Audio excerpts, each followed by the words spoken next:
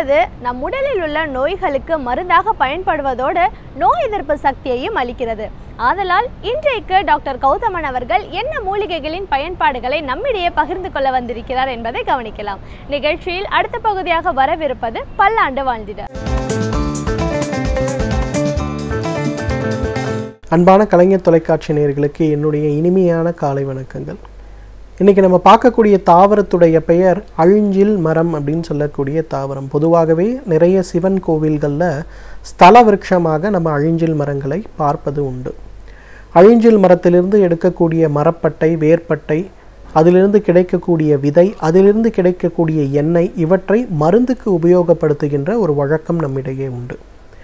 இந்த அழிஞ்சில் இன்றைய காலகட்டத்திற்கும் வரும் தலைமுறையினருக்கும் இயற்கை கொடுத்திருக்கின்ற ஒரு மிகச்சிறந்த மருந்து அப்படின்னு நான் சொல்லுவேன். என்ன காரணம் அப்படின்னு கேட்டிங்கன்னா, இன்றைக்கு நம்ம எல்லாருக்கும் இருக்கக்கூடிய பொதுவான ஒரு தொந்தரவு என்னன்னு கேட்டிங்கன்னா, ஒரு ஆன்டிபயோட்டிக்ஸ் ரெசிஸ்டன்ஸ் அப்படிங்கிற ஒரு விஷயம் நம்ம உடம்புல ஃபார்ம் ஆகிட்டே இருக்குது. அப்படின்னா என்னன்னு கேட்டிங்கன்னா, உடலுக்கு தேவையான அளவை மீறி அதிகப்படியான ஆன்டிபயோட்டிக்ஸை நம்ம உட்கொள்ளும் போது அந்த நோய் கிருமிகள்லாம் என்ன ஆகுதுன்னா, அந்த ஆன்டிபயோட்டிக்ஸுக்கு இறந்து போகாமல் அதை தாங்கி வளரக்கூடிய ஒரு சக்தியை பெற்றுவிடுகிறது. தான் ஆன்டிபயோட்டிக்ஸ் ரெசிஸ்டன்ஸ்னு சொல்லுவாங்க. இது நேரடியாக அதிகப்படியான ஆன்டிபயோட்டிக் மருந்துகளை உட்கொள்வதால் ஏற்படுவதாக இருக்கலாம், அல்லது அதிக ஆன்டிபயோட்டிக்ஸ் மற்றும் விஷமுறிவு மருந்துகளை, பூச்சி மருந்துகள் கொண்டக்கூடிய காய்கறிகளையும் இறைச்சியையும் உண்ணுவதாக இருக்கலாம். இதனால் என்ன ஆகுதுன்னா, ஒரு சாதாரண காய்ச்சல் வரும்போது கொடுக்கக்கூடிய ஆன்டிபயோட்டிக் மருந்துகளுக்கு கூட அந்த காய்ச்சல் குணமாகாத ஒரு நிலைமை ஏற்படுகிறது. ஒரு மூச்சு சம்பந்தப்பட்ட, நுரையீரல் சம்பந்தப்பட்ட ஒரு பாதிப்பு வரும்போது எடுத்துக்கொள்ளும் மருந்துகள் கூட அதுக்கு குணமாக்க முடியாத ஒரு நிலைமை ஏற்படுகிறது. இதுதான் ஆன்டிபயோட்டிக்ஸ் ரெசிஸ்டன்ஸ்னு சொல்லுவோம். இன்றைக்கு டியூபர்குலோசிஸ்ன்னு சொல்லக்கூடிய காச நோயுடைய தாக்கம் மீண்டும் அதிகமாகி கொண்டே இருக்கிறது. லண்டனில் பார்த்தீங்கன்னா மிக அதிகமாக இருக்குன்னு சொல்கிறாங்க. நியூயார்க்கில் பார்த்தீங்கன்னா மிக அதிகமாக இருக்குன்னு சொல்கிறாங்க. காரணம், வழக்கமாக கொடுக்கக்கூடிய டியூபர்குலோசிஸ் மருந்துகளுக்கு அவை எந்த வகையான பலனையும் கொடுப்பதில்லை. அதனால் ரொம்ப பயப்படக்கூடிய ஒரு நிலைமை இன்றைக்கி இருக்கிறது. இதை சரி செய்யக்கூடிய சக்தி அழிஞ்சிலுக்கு உண்டு. அழிஞ்சிலுடைய மிக முக்கியமான ஒரு குணம் என்னன்னு பார்த்தீங்கன்னா, உடலுடைய நோய் எதிர்ப்பு சக்தியை பன்மடங்கு பெருக்கி உடலை க்ஷயம் சொல்லக்கூடிய அழிதலிருந்து காப்பாற்றுறது தான் அழிஞ்சிலுடைய ரொம்ப முக்கியமான ஒரு மருத்துவ குணம். அழிஞ்சிலுடைய மரப்பட்டையை எடுத்து சூரணம் செய்து ஒரு 5 கிராம் அளவுக்கு காலை வேளையில் மட்டும் பாலோ வெந்நீரோ கலந்து தொடர்ந்து சாப்பிட்டு வரும்போது நோயற்ற ஒரு வாழ்வு இருப்பதை கூட நம்ம பார்க்க முடியும். ஏன்னா இன்றைக்கு மருந்து சாப்பிடாதவர்கள் யார், தினசரி மருந்து உட்கொள்ளாதவர்கள் யார் அப்படின்னு கேட்டிங்கன்னா யாருமே இருக்க மாட்டாங்க. ஒரு வீட்டில் இருக்கக்கூடிய ஒரு 5 பேரில் பார்த்தீங்கன்னா குழந்தைக்கு ஒரு மருந்து இருக்கும், அப்பாவுக்கு ஒரு மருந்து, அம்மாவுக்கு ஒரு மருந்து, தம்பிக்கு ஒரு மருந்து, தங்கைக்கு ஒரு மருந்துங்கிற மாதிரி ஒரு 5 பேர் இருக்கக்கூடிய குடும்பத்தில் 5 பேருமே தினசரி ஒரு மருந்து சாப்பிட வேண்டிய நிர்பந்தம் அப்படிங்கிறது இன்றைக்கு ஏற்பட்டிருக்கிறது. இதற்கு காரணம் உடலில் இருக்கக்கூடிய நோய் எதிர்ப்பு சக்தி தேவையான அளவுக்கு இல்லாமல் இருப்பது. குழந்தைகள் கூட அடிக்கடி மருத்துவமனைக்கு செல்ல வேண்டியது. ஏன், வளர்ந்த இன்றைக்கு கணினித்துறையில் வேலை பார்க்கக்கூடிய இளைஞர்கள், பெண்கள், இவர்களை பார்த்தீங்கன்னா 35 வயதுக்கு கீழே இருப்பவர்கள் மாதத்திற்கு ஒரு முறையேனும் மருத்துவமனைக்கு சென்று உடலை பார்த்து கொள்ள வேண்டிய ஒரு தேவை இருக்கிறது. இதையெல்லாம் சரி செய்யக்கூடிய சக்தி அழிஞ்சிலுக்கு உண்டு. அழிஞ்சில் நோய் பொதுவாக பார்த்தீங்கன்னா எந்த மாதிரி நோய்க்கு அழிஞ்சிலை உபயோகப்படுத்துவோன்னு பார்த்தீங்கன்னா, உடல் அழுகி போய் கொண்டிருக்கின்ற தொழுநோய், குணப்படுத்த முடியாமல் உண்ணுகின்ற உணவு முழுமையாக வெளியேறிக்கொண்டே இருந்து உடலை பலவீனப்படுத்துகின்ற காச நோய், இந்த மாதிரி இன்றைக்கு மாடர்ன் மெடிசனில் பெரும்பாலும் தீர்வு இல்லாத உடலை பலவீனமாக்குகின்ற நோய்க்கே மருந்தாக கொடுத்து குணமாக்கக்கூடிய சக்தி அழிஞ்சிலுக்கு உண்டு. அதே போல் அழிஞ்சிலிருந்து எடுக்கக்கூடிய எண்ணெய் தேய்வு நோய்க்கு ஒரு மிகச்சிறந்த மருந்துன்னு சொல்லுவோம். தேய்வு நோய் அப்படின்னா இன்றைக்கு எய்ட்ஸ்ன்னு சொல்லலாம். இந்த தேய்வு நோய் அப்படிங்கிறது என்னதான் சத்துள்ள உணவுகளை சாப்பிட்டாலும் கூட அந்த உணவில் இருக்கக்கூடிய காரணிகள் உடலை பலப்படுத்தாமல் உடலை விட்டு வேகமாக வெளியேறிக்கொண்டே இருப்பதால் உடல் கடுமையான பலவீனமடைந்து நுரையீரல் சம்பந்தப்பட்ட, தோல் சம்பந்தப்பட்ட, முட்டுகள் சம்பந்தப்பட்ட நோயாக மாறி உடலை கொல்லுகின்ற ஒரு வியாதிக்கு தான் தேய்வு நோயின் பேர். இன்றைக்கு நேரடியாகவோ மறைமுகமாகவோ பார்த்திங்கன்னா தேய்வு நோயுடைய ஒரு காரணி நம்ம எல்லாருடைய உடம்பிலேயும் இருக்கிறது. நேரடியாக ஒரு இன்ஃபெக்ஷன் இல்லைனா கூட எத்தனை பேர் இன்றைக்கு நம்ம ஆரோக்கியமாக இருக்கிறோம்? ஏன் இளம் வயதில் நீரிழிவு நோய் ஏற்படுகிறது, ஏன் இளம் வயதில் சிறுநீரக செயல் குறைபாடு நோய் ஏற்படுகிறதுன்னு கேட்டோம்னா இது எல்லாமே உடலில் இருக்கக்கூடிய தேய்வு நோயுடைய ஒரு தாக்கம் தான். அதனால தான் பாரம்பரிய மருத்துவத்தில் பார்த்தீங்கன்னா அந்த தேய்வு நோய்கள் ஏற்படும் போது பொதுவாகவே அழிஞ்சில் வேரிலிருந்து எடுக்கக்கூடிய மரப்பட்டையையும் அழிஞ்சில் எண்ணெயையும் சுத்தப்படுத்தி அதையும் உள்ளுக்கு கொடுக்கக்கூடிய ஒரு வழக்கம் கூட உண்டு. பொதுவாக இந்த ருமட்டாய்டு ஆர்த்ரைட்டிஸ்ன்னு சொல்லக்கூடிய ஒரு நோய், முட்டுகள்லாம் பாதித்து முட்டுகளில் கடுமையான வீக்கத்தை உண்டாக்கக்கூடிய ஒரு நோய்.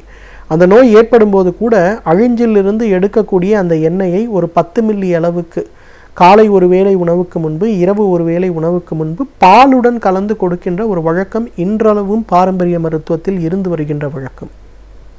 இன்றைக்கு கேரளாவில் சில இடங்கள்லாம் பார்த்தீங்கன்னா ருமட்டாய்டு ஆர்த்ரைட்டிஸ்க்கு நோய்க்கு நிறைய சிகிச்சை கொடுக்குறாங்கன்னு சொல்லுவாங்க. அந்த மாதிரி இடங்களில் கூட இந்த அழிஞ்சில் மரத்திலிருந்து எடுக்கக்கூடிய எண்ணெயை பதப்படுத்தி சுத்தப்படுத்தி ருமட்டாய்டு ஆர்த்ரைட்டிஸ்க்கு நோய்க்கு மருந்தாக கொடுக்கிறார்கள். அந்த மாதிரி கொடுக்கும்போது பார்த்தீங்கன்னா இந்த ஆட்டோ இம்யூன் ஃபேக்டர்னு சொல்லுவாங்க, உடலில் இருக்கக்கூடிய உடலை பாதுகாக்க வேண்டிய காரணிகள் எல்லாமே ரொம்ப வேகமாக குறைவதனால தான் ஆட்டோ இம்யூன் டோஸஸ் வரும், அல்லது அவை உடலுக்கு நேரடியாக எதிர்மறையாக செயல்படுவதால் அது வரும்னு சொல்லலாம்.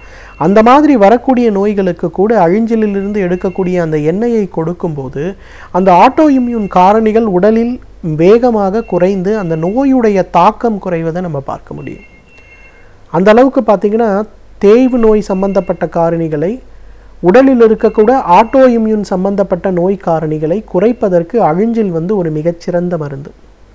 இதை ஒரு மருந்தாகவே கருத வேண்டாம், ஒரு மூலிகை தேநீராக அழிஞ்சிலிருந்து எடுக்கக்கூடிய அந்த சூரணத்தை ஒரு தேநீராக காலை ஒரு முறை உணவுக்கு முன்பு அல்லது உணவுக்கு அரை மணி நேரம் பின்பு, இரவு இந்த 2 நேரம் அப்படின்னு தொடர்ந்து தகுந்த மருத்துவ ஆலோசனையோடு நாம் பின்பற்றி வந்தோமேயானால் நம்மாலும் பல்லாண்டு காலம் ஆரோக்கியமாக வாழ்ந்திட முடியும். சமூகத்தில் நடக்கும் நல்ல செயல்களில் நம்முடைய பங்களிப்பு என்னதாக இருக்கிறதோ அதே போன்று தீய செயல்களை தட்டி கேட்பதிலும் நம்முடைய பங்களிப்பு சமமாக இருக்க வேண்டும் என்கிறார் மனுஷபுத்திரன் அவர்கள். நிகழ்ச்சியில் அடுத்த பகுதியாக வரவிருப்பது தீதும் நன்றும்.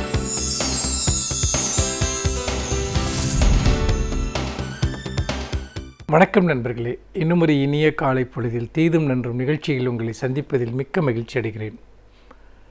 பொதுவாக தற்கொலைகள் தொடர்பான பல விஷயங்களை நாம் இந்த நிகழ்ச்சியில் பேசியிருக்கிறோம், வெவ்வேறு பரிமாணங்களை பேசியிருக்கிறோம். மனிதர்கள் தங்களை தாங்களே அழித்து கொள்வதற்கான காரணங்களை பற்றியும் அந்த காரணங்களை எப்படி தடுத்து நிறுத்துவது என்பதை பற்றியும் அதற்கு பின்னால் இருக்கக்கூடிய சமூக பொருளாதார உளவியல் காரணங்களை பற்றியெல்லாம் கூட நாம் பல்வேறு விதமான கோணங்களில் நாம் பேசியிருக்கிறோம்.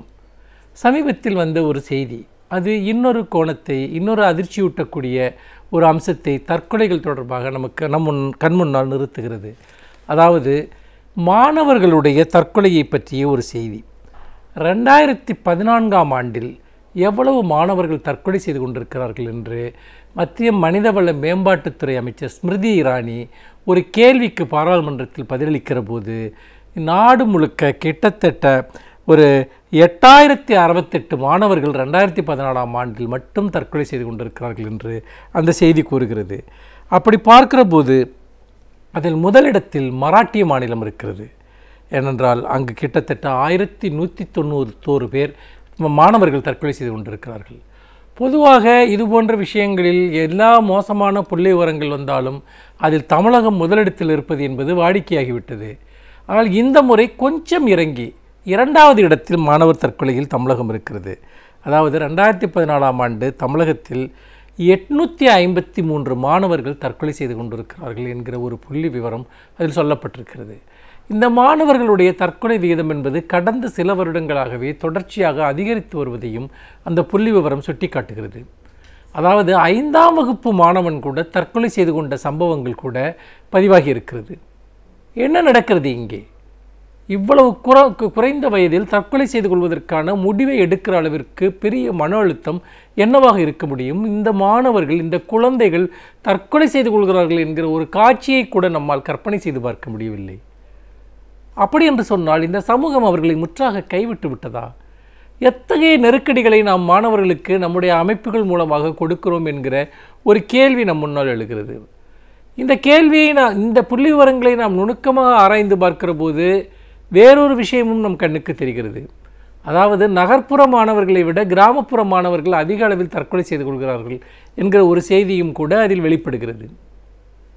இப்போ எல்லாவற்றிற்கும் பின்னால் இருக்கக்கூடிய ஒரு பூதாகரமான காரணம் என்னவென்று சொன்னால், போட்டி போட முடியாத நிலை, அல்லது ஒரு பந்தய குதிரைகளைப் போல தொடர்ந்து துரத்தப்படுகிற ஒரு நிலை. நண்பர்களே, நீங்கள் ஒரு விஷயத்தை புரிந்து கொள்ள வேண்டும். அதாவது அந்த கற்கும் திறன் என்பது ஒவ்வொரு மாணவருக்கும் வேறுபடக்கூடியது. சிலர் அதாவது ஸ்லோ லேர்னர்ஸ் என்று சொல்வார்கள், சிலர் ரொம்ப சிறப்பாக உடனடியாக கற்றுக்கொள்ளவர்கள் இருப்பார்கள், சிலர் மிதமாக படிக்கக்கூடியவர்கள் இருப்பார்கள். ஆனால் எல்லோருக்கும் ஒரே விதமான தேர்வு முறைகள், ஒரே விதமான நிர்பந்தங்கள்.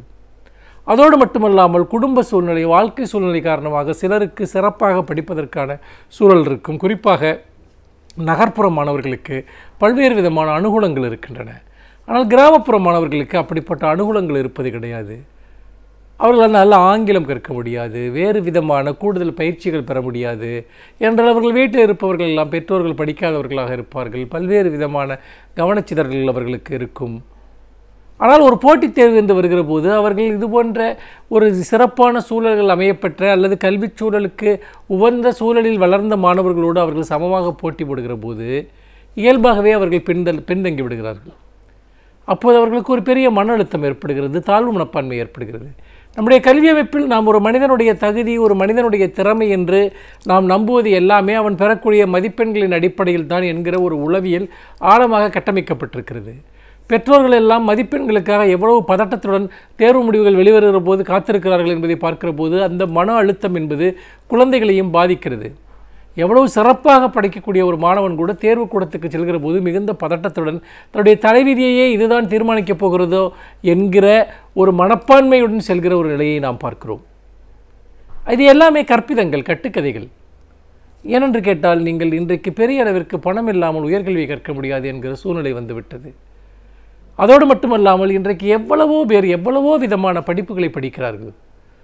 ஆனால் அவர்கள் பார்க்கிற வேலைகளுக்கும் அவர்கள் படித்த படிப்புக்கும் எந்த விதமான சம்பந்தமும் இருப்பதில்லை. பொருளாதார நெருக்கடி என்பது அவ்வளவு பெரிதாகி கொண்டிருக்கிறது. ஏதேதோ கனவுகளுடன் படித்த இளைஞர்கள் கூட ஒரு மிகச்சிறிய ஒரு சம்பளத்திற்கு மிகச்சிறிய வேலைகளை செய்து கொண்டு நாளைக்கு எப்போதாவது நமக்கு ஒரு கதவு திறக்கும், நம்முடைய தகுதியான வேலைகள் கிடைக்கும் என்கிற நம்பிக்கையுடன், நமக்கு ஒரு சிறந்த ஊதியம் கிடைக்கும் என்கிற நம்பிக்கையுடன் இன்றைக்கு போராடி கொண்டிருக்கிறார்கள். இவர்கள் நிலையாவது பரவாயில்லை. பெரும்பாலான இளைஞர்களுக்கு வேலையே கிடைப்பதில்லை. அதாவது இவ்வளவு கஷ்டப்பட்டு இவ்வளவு மன அழுத்தத்துடன் படித்து போராடி வெற்றி பெற்று மதிப்பெண் பெற்று வந்தால் கூட அவர்களுடைய வாய்ப்புகள் என்பது எல்லா இடங்களிலும் மூடி கிடக்கிறது. அவர்களுக்கான கதவுகள் என்பது எல்லா இடத்திலும் மூடி கிடக்கிறது. அப்படி என்று சொன்னால் இந்த போட்டித் தேர்வுகளினுடைய இந்த போட்டியினுடைய அர்த்தம் தான் என்ன? நாம் உண்மையில் ஒரு கற்பனை குதிரைகளோடு போட்டி போட்டு கொண்டிருக்கிறோமா? இதுதான் நம் முன்னால் இன்றைக்கு இருக்கக்கூடிய மிக முக்கியமான ஒரு கேள்வியாக நான் பார்க்கிறேன்.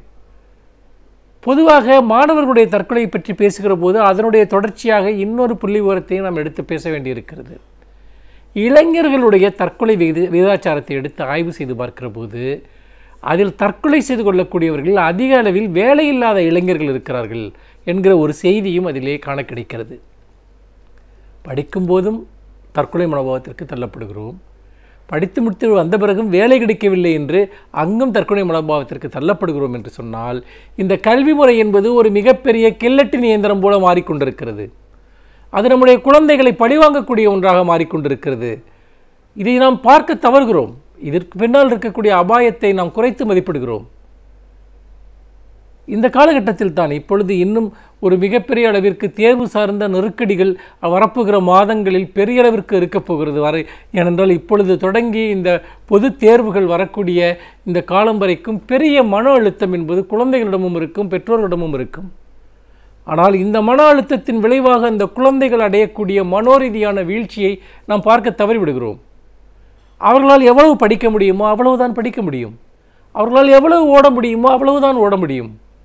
உங்கள் கைகளில் நீங்கள் ஒரு மதிப்பெண் என்கிற ஒரு சவுக்கை வைத்துக்கொண்டு நீங்கள் இவ்வளவு தூரம் ஓடினால் தான் வாழ்க்கையில் வெற்றி பெற முடியும் என்று சொல்வது என்பது ஒரு கட்டுக்கதை. அதற்கு நடைமுறையில் எந்த ஆதாரமும் கிடையாது. மாறாக இந்த மன அழுத்தத்தை தாங்க முடியாதவர்கள், பரீட்சையில் குறைவான மதிப்பெண் பெறுவதையோ தேர்ச்சி பெறாமல் போவதையோ மிகப்பெரிய அவமானமாக கருதக்கூடியவர்கள், நாம் போட்டியிட தகுதியற்றவர்கள், அன்ஃபிட் என்று நினைக்கக்கூடிய மாணவர்கள் தற்கொலை முடிவை எடுக்கிறார்கள். உண்மையில் அவர்களாக இதை செய்யவில்லை. ஒவ்வொரு மாணவனும் தற்கொலை செய்து கொள்கிற போது அதில் நம் அனைவருக்கும் ஒரு பொறுப்பு இருக்கிறது. நமது கல்வி அமைப்பிற்கு ஒரு பொறுப்பு இருக்கிறது, பெற்றோர்களுக்கு ஒரு பொறுப்பு இருக்கிறது, இவ்வளவு மிகப்பெரிய ஒரு நிர்பந்தத்தை ஏற்படுத்தக்கூடிய ஒரு சமூக சூழலுக்கு ஒரு பொறுப்பு இருக்கிறது. நம்முடைய பொறுப்புகளை நாம் தட்டி கழிக்க முடியாது.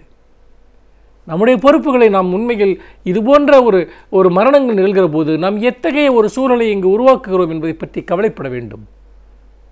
குழந்தைகள் சுதந்திரமாக படிக்கட்டும், விரும்பியது போல படிக்கட்டும், இயல்பான ஆளுமைகளாக உருவாகட்டும். அவர்களை நாம் கொலைக்களங்களுக்கு அனுப்புகிற முயற்சியை நாமே செய்ய வேண்டாம் என்று சொல்லி மீண்டும் இன்னும் ஒரு புதிய சிந்தனையோடு உங்களை சந்திக்கிறேன். நன்றி, வணக்கம். ஒவ்வொரு நாளும் இப்பகுதியில் வரும் வல்லுநர்கள் ஒரு துறையிலிருந்து பல அனுபவங்களை நம்மோடு பகிர்ந்து கொள்ளும் பொழுது அவை நிச்சயமாக நம்முடைய வாழ்க்கைக்கு பயனுள்ளதாக அமையும். அந்த வகையில் இன்றைக்கு நாம் சந்திக்கவிருக்கும் விருந்தினர் எந்த துறையை பற்றி நம்மிடையே பேச வந்திருக்கிறார் என்பதை கவனிக்கலாம். நிகழ்ச்சியில் அடுத்த பகுதியாக வரவிருப்பது சிறப்பு விருந்தினர்.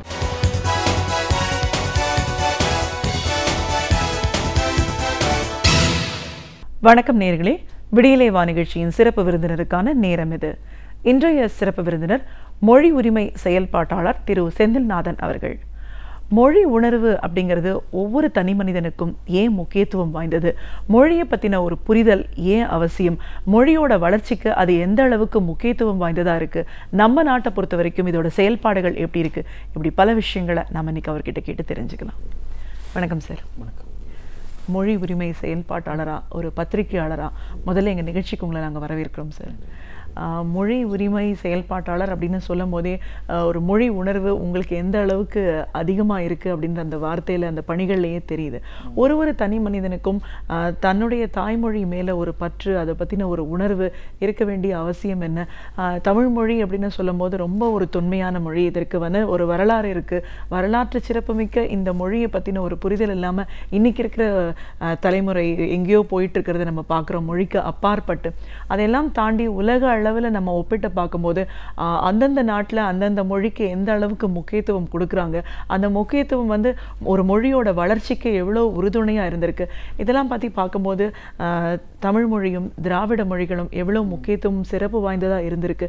இந்த மாதிரியான ஒரு மாற்றத்தை இன்றைக்கி இருக்கிற இளைய தலைமுறை கிட்ட கொண்டு வரணும் போது அதுக்கு நீங்கள் பண்ணிட்டு இருக்கிற பணிகள், இப்படி பல விஷயங்களை எங்கள் நேரிலோட இன்றைக்கி நீங்கள் முழுமையாக பகிர்ந்துக்கணும் சார். இந்த மொழி உணர்வு, மொழி வளர்ச்சிக்கான ஒரு செயல்பாடு, இந்த மாதிரியான ஒரு பணி, இதோட முக்கியத்துவம் என்ன, இந்த பணிகளில் உங்களை நீங்கள் எப்படி இணைச்சிட்டு செயல்படுறீங்க, உங்களோட அனுபவத்தை நீங்கள் ஃபஸ்ட்டு சொல்லுங்கள். அதாவது மொழி உரிமைன்னு சொல்லும்போது, மொழி உரிமை செயல்பாட்டாளர் அப்படின்னு சொல்லும்போது புதுமையாக கூட இருக்கலாம். ஆனால் அடிப்படையில் அந்த மொழி உரிமை அப்படிங்கிறத நான் ஒரு மனித உரிமையாக தான் பார்க்குறேன். ஒரு நம்ம அடிப்படையாக ஹியூமன் ரைட்ஸ், மனிதர்களுடைய உரிமைகள், நம்ம பேச்சுரிமை, கருத்துரிமை, இப்படி பல உரிமைகள் நம்ம சொல்கிறோம் இல்லைங்களா? அதை போன்ற ஒரு உரிமை தான் இந்த மொழி உரிமை அப்படிங்கிறது. அதாவது மொழியை பற்றி தமிழ்நாட்டில் சொல்ல வேண்டிய அவசியம் இல்லை. உலகத்தில் வேறு எங்கேயும் விட தமிழ்நாட்டில் தான் தமிழ்ங்கிற சொல்ல தன்னுடைய பேரோடு சேர்த்து எழுதக்கூடிய ஒரு மரபு கூட நமக்கு ஒன்று உண்டு. எத்தனை மொழிகளில் அவங்க மொழி பேர் அவங்க பேரில் வச்சுக்குவாங்க கூட எனக்கு தெரிஞ்சு இல்லை. எனக்கு ஓரளவுக்கு உலக அளவில் இந்த மொழிகளை பற்றி வரலாறு கொஞ்சம் படிச்சிருக்கிறேன். தமிழன்பன், தமிழரசன், தமிழரசி, தமிழ்ச்செல்வி, தமிழ்ச்செல்வன், இப்படிலாம் நம்ம சொல்கிறோம் இல்லைங்களா? அந்தளவுக்கு மொழியை ஒரு தெய்வத்தோட இடத்துல, மொழியை ஒரு இயற்கையோட இடத்துல வச்சு பார்க்கக்கூடிய ஒரு சமூகம் நம்ம தமிழ் சமூகம். நமக்கு 2000 வருஷமாக தமிழ் சமூகத்தில் மொழி தான் நம்மளை இணைக்குது. கண்டிப்பாக. அதாவது வடவேங்கடம், தென்குமரி, இந்த 2 எல்லைக்கு நடுவில் இதை தமிழ்கூறு நல்லுலகம் அப்படின்னு சொல்லிட்டு தான் சொன்னாங்க. 3 வேந்தர்கள் இருந்திருக்கலாம், ஏகப்பட்ட சிற்றரசர்கள்லாம் இருந்திருக்கலாம். ஆனாலும் இது ஒரு தமிழ் தேசமாக, தமிழ் நாடாகத்தான் அது சிலப்பதிகாரத்துலையும் சொல்லப்பட்டிருக்கு. பின்னால் எல்லாருமே அப்படி தான் பார்த்துருக்காங்க. உண்மையில் தமிழர்களை இணைக்கக்கூடிய ஒரு பெரிய ஒரு அடையாளம் அப்படின்னு சொன்னால் தமிழ் தான். ஜாதி நம்மளை பிரிக்குது, மதம் நம்மளை பிரிக்குது, பிரதேச வேறுபாடுகள் நம்மளை பிரிக்குது, மெட்ராஸ்காரன், மதுரைக்காரன், கோயம்புத்தூர்காரன் அப்படின்னு. ஆனால் தமிழ்னு சொல்லும்போது தமிழ்நாட்டில் இருக்கிற தமிழர்கள் மட்டும் இல்லை, உலகத்தில் இருக்கக்கூடிய எல்லா தமிழர்களும் ஒன்று சேர்ந்துருவாங்க. ஆமாம். அப்படி ஒரு நீண்ட ஒரு கலாச்சாரத்துக்கு நம்ம சொந்தக்காரங்க. அதனால் தமிழ் அப்படின்னு சொல்லும்போது நம்ம அடையாளமாக இருக்குது, அது நம்முடைய அதிகாரமாகவும் இருக்குது. நம்முடைய அடையாளத்தை நம்ம அதிகாரமாக பார்க்க தவறிட்டோம்னா அது மொழிங்கிறது ஏதோ பேசுகிற விஷயம் தானே அப்படின்ற மாதிரி நமக்கு தோணும். ஒரு தமிழை தூக்கி போட்டுட்டு அந்த இடத்துல இங்கிலீஷோ ஹிந்தியோ ஏதோ வச்சுக்கிட்டா என்ன தப்பு அப்படிங்கிற மாதிரி ரொம்ப சாதாரணமாக தோணும். ஆனால் உலகத்தில் எங்கேயுமே அப்படி நடந்தது இல்லைங்க. வரலாறு திரும்பி பார்க்கும்போது இந்த மொழி தான் இருக்கிறதுலே ரொம்ப செக்குலரான ஒரு பிணைப்பு கருவியாக வந்து சமூகத்துக்கு இருந்திருக்கு.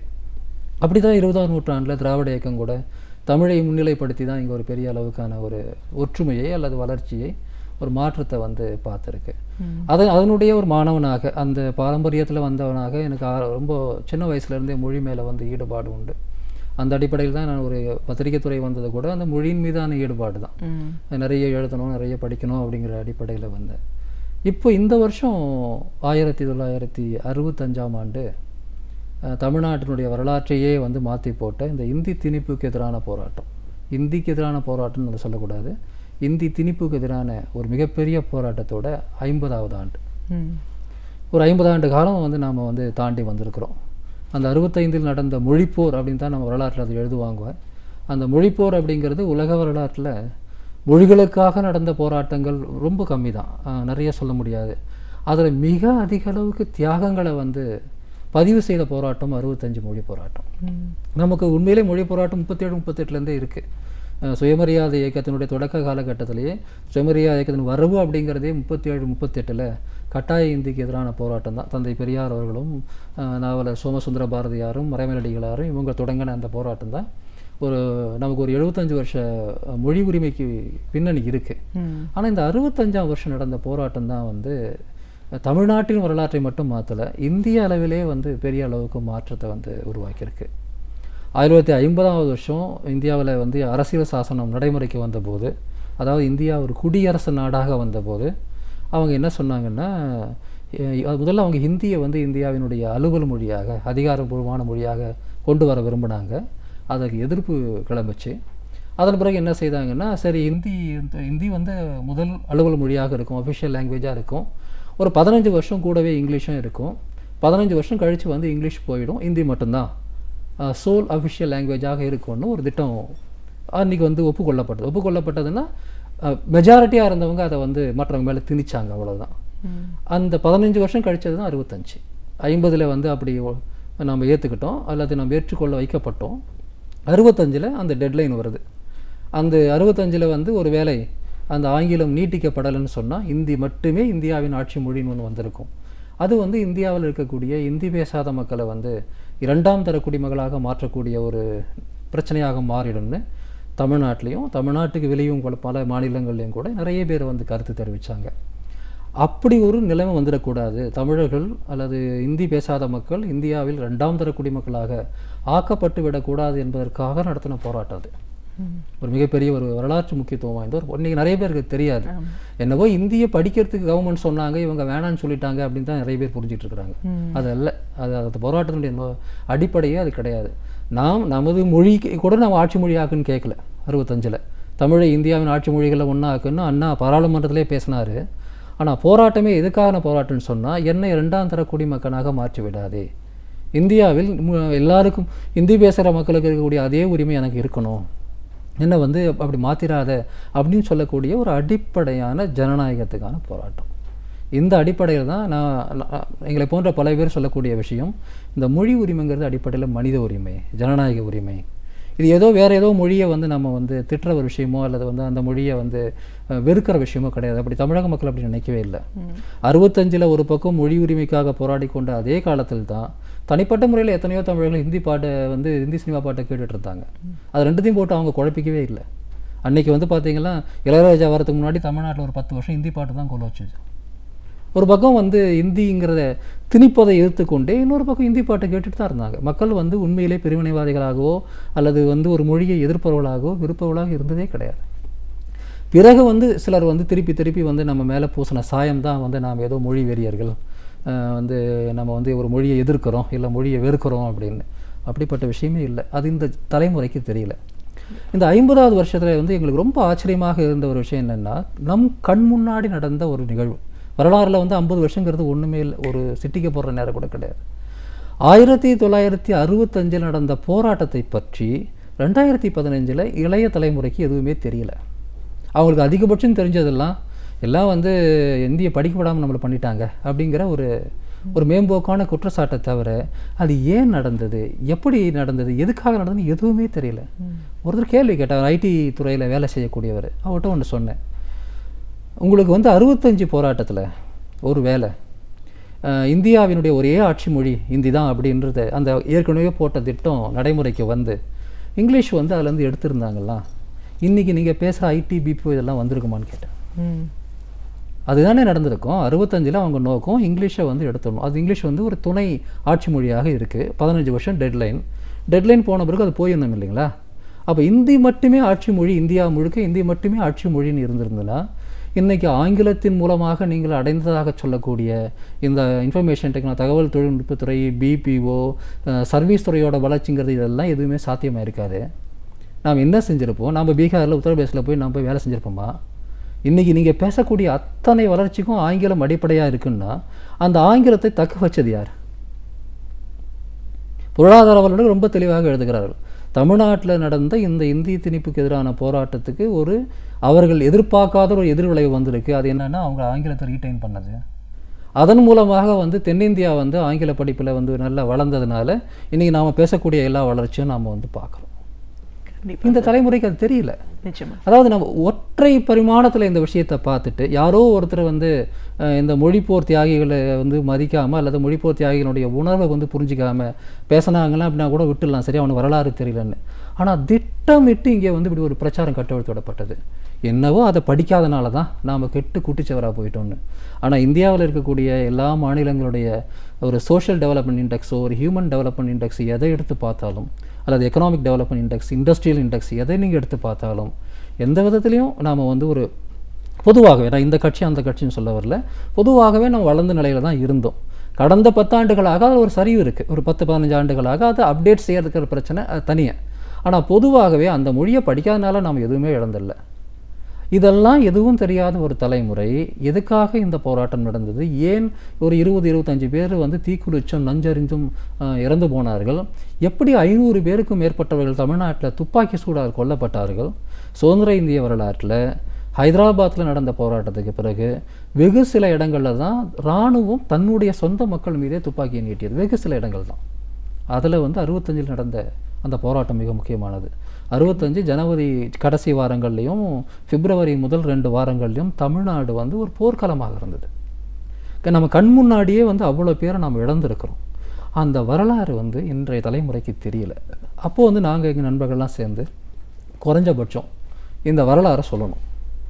ஏன் வந்து நாம் மொழிப்போர் தியாகிகளை நினைவு கொள்ள வேண்டும், ஏன் நாம் வந்து அந்த 65 போராட்டத்தினுடைய அந்த விளைவுகளை பற்றி வந்து மறுபடியும் நம்ம இளைஞர்களுக்கு எடுத்து சொல்லணும் அப்படிங்கிற விஷயத்தை வந்து நாங்கள் எடுத்து சொல்ல ஆரம்பித்தோம். ஆனால் நீங்கள் நம்ப மாட்டீங்க, 20, 22, 23, 25 வயசுக்குள்ளே இருக்கக்கூடிய பல பேர் அந்த முழு வரலாறை தெரிஞ்ச உடனே கொதிச்சு போனாங்க. இவ்வளோ அருமையான வரலாறு உடைய நாம் ஏன் அப்படி பின்தங்கி இருக்கிறோம்? இந்த ஜெனரேஷனை சேர்ந்தவங்க மில்லனியல்ஸ்ன்னு சொல்லுவாங்க இல்லையா, அதுக்கு அப்புறம் 1995 பிறகு அந்த சமயத்தில் 2000, 2005 வந்து ஒரு டீனேஜ் வந்தவங்கெல்லாம் மில்லனியல்ஸ்ன்னு சொல்லுவாங்க. அந்த தலைமுறையை சேர்ந்த நிறைய இளைஞர்களை வந்து இப்படி ஒரு போராட்டம் நம்ம மண்ணில் நடந்ததா, இவ்வளோதான் நம்ம செஞ்சுருக்கோமா, இதெல்லாம் இங்கே நடந்திருக்கா, இந்தியாவுக்கு நம்ம வழிகாட்டியாக இருந்திருக்கிறோமா அப்படின்னு சொல்லிட்டு ரொம்ப ஆச்சரியப்பட்டாங்க. அந்த ஒரு ஆச்சரியம் வந்து எங்களுக்கு பெரிய அளவுக்கு சந்தோஷமாகவும் வந்து ஒரு ஊக்கம் கொடுக்கறதாகவும் இருந்தது. கண்டிப்பாக சார். இப்போ இந்த மொழி பற்றி பேசும்போது மொழி உணர்வு இன்றைக்கி அடுத்த தலைமுறைக்கு கொண்டு போகிற பணியை நீங்கள் ஆரம்பிச்சிருக்கீங்க அப்படின்னும் போது தமிழ் மொழிக்காகவும் தமிழ் மொழியோட வளர்ச்சிக்காகவும் திராவிட இயக்கம் அளப்பரிய பணிகளை செஞ்சுருக்குன்னு தான் சொல்லணும். பெரியார், அண்ணா, கலைஞர் இவங்க வரைக்கும் தமிழ் மொழியோட அடையாளத்தை அதோட அங்கீகாரத்தை எடுத்து கொண்டு வந்து சேர்க்கணும் அப்படிங்கிறதுல முக்கிய பங்களிச்சிருக்காங்க. திராவிட இயக்கத்தையும் தமிழ் அறிஞர்களையும் உங்களுடைய பார்வையில் சொல்கிறீங்க. அதாவது வந்து இதை ஒரு 3 கட்டமாக பிரித்து பார்க்கலாம். தொடக்க கட்டம் 1920களிலிருந்து ஒரு 50கள் வரையில் ஒரு காலகட்டத்தில் தமிழ்நாட்டில் வந்து தமிழ் அப்படிங்கிற சொல்லே வந்து ஒரு அரசியல் சொல் தான். அதுக்கு பின்னாடி வரலாறு, அதுக்கு பின்னாடி வந்து ஒரு சுயமரியாதை, தன்மானம், வந்து ஒரு சமூகத்தோட வளர்ச்சி, சமூகத்தினுடைய எழுச்சி எல்லாமே வந்து இருந்தது. ஆக வந்து அந்த அந்த மக்கள் வந்து மூட நம்பிக்கையிலையும் மற்ற விதமான அடிமைத்தனங்கள்லையும் இருந்தவர்களை வந்து சுயமரியாதை இயக்கம் தட்டி எழுப்பிய போது தமிழ் அப்படிங்கிற ஒரு வார்த்தை, தமிழ் அப்படிங்கிற ஒரு செயல்பாடு ஒரு முக்கியமான ஒரு எழுச்சியான செயல்பாடாக இருந்தது. அது திராவிட இயக்கத்தினுடைய மிகப்பெரிய ஒரு பங்களிப்பு.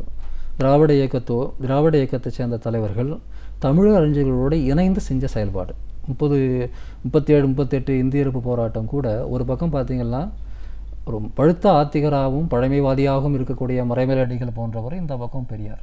இவங்க 2 பேருக்கும் ஒத்துப்போவாது எந்த விஷயத்துலையும். ஆனால் அந்த மொழி பிரச்சனையில் ஒன்றா சேர்ந்தாங்க. இந்த பக்கம் வந்து சோமசுந்தர பாரதியார், இந்த பக்கம் பார்த்திங்கன்னா கம்யூனிஸ்ட் கட்சியில் இருக்கக்கூடிய ஜீவா. இப்படி வந்து அந்த சுயமரியாதை இயக்கத்தினுடைய தொடக்க கட்டம் அப்படிங்கிறது தமிழை வந்து தமிழ்நாட்டினுடைய ஒரு விடுதலை அடையாளமாக, ஒரு விடுதலை அதிகாரமாக கொண்டு வந்து நடுவில் நிறுத்தி கொண்டு வந்திருக்கு. அதாவது வந்து ஆரியம் அப்படிங்கிறது வந்து ஒரு முனையிலன்னா அதுக்கு எதிர் முனையில் வந்து தமிழ் அப்படிங்கிறத உருவாக்கக்கூடிய காலகட்டமாக அந்த காலகட்டம் வந்து இருந்தது.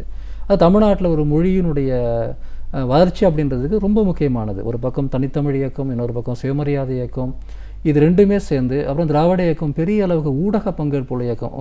அதான் இந்தியாவினுடைய வரலாற்றில் மிக குறைவான அரசியல் இயக்கங்கள் தான் ஊடகத்தை ரொம்ப சிறப்பாக பயன்படுத்தினாங்க. திராவிட இயக்கம் அது மிக சிறப்பாக பயன்படுத்தின ஒரு இயக்கம். திரைப்படங்கள் மூலமாக, பத்திரிகைகள் மூலமாக, நாடகங்கள் மூலமாக. ஆக அந்த மூலமாக அந்த தமிழ் அப்படிங்கிறத வந்து அவங்க மீண்டும் ஒரு பெரிய அளவுக்கு கொண்டு போனாங்க. சங்க இலக்கியத்தை மறுபடியும் மக்கள் மத்தியில் கொண்டு போனாங்க, திருக்குறளை கொண்டு போனாங்க, சிலப்பதிகாரத்தை கொண்டு போனாங்க. இதில் வந்து பெரியாரும் சரி, அண்ணாவும் சரி, கலைஞரும் சரி, எல்லாருமே எல்லா திராவிட இயக்க தலைவர்களுமே அவர்களுடைய அரசியல் செயல்பாட்டில் தமிழ் அப்படிங்கிறத ஒரு அரசியல் கருவியாக கொண்டு வந்து நிறுத்தினதில் மிகப்பெரிய பங்கு வகிச்ச ஒரு காலகட்டம் அது. அதன் பிறகு திராவிட இயக்கம் இதனுடைய இந்த 65 இந்தி திணிப்புக்கு எதிரான போராட்டத்துக்கு பிறகு 67 இங்கே வந்து காங்கிரஸ் ஆட்சி ஒழிக்கப்பட்டு திராவிட முன்னேற்ற கழகம் ஆட்சி வந்த காலகட்டம். அதன் பிறகு நீங்கள் பார்த்தீங்கன்னா இந்த மொழி அப்படிங்கிறத வந்து அரசு துறையில், நிர்வாகத்துறையில், கல்வித்துறையில் கொண்டு வர்றதுக்கான முயற்சிகள் எடுக்கிறதுக்கான அடிப்படையான பல செயல்பாடுகள் வந்து அப்போ மேற்கொள்ளப்பட்டது. அரசாணைகளை வெளியிடுறதா இருக்கட்டும், அல்லது தமிழுக்குன்னு சொல்லிட்டு அண்ணா தமிழுக்காக வந்து உலக தமிழ் மாநாடுகளை வந்து கூட்டினார்.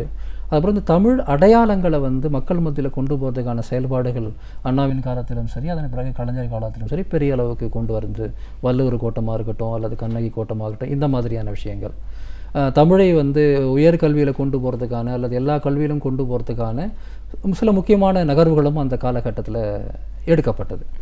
இது வந்து நம்ம 70களில் வந்து பார்க்கலாம். வந்து இது ஓரளவுக்கு ஒரு முக்கியமான பதிவாக தான் நம்ம சொல்லணும். 65 இந்திய எதிர்ப்பு போராட்டம் நடந்த சமயத்தில், அதுக்கு முன்னாடியே 63 இந்திய அரசாங்கம் ஆட்சி மொழி சட்டம்னு ஒன்று கொண்டு வராங்க. அதாவது அரசு வந்து இந்திய ஆட்சி மொழின்னு சொல்லுது, அதை நடைமுறைப்படுத்துறதுக்கு ஒரு சட்டம் இருக்குது, ஆட்சி மொழி சட்டம். அதன் அடிப்படையில் வந்து ஆட்சி மொழிக்கான சில விதிமுறைகளை வந்து மத்திய அரசாங்கம் வகுத்திருந்தாங்க.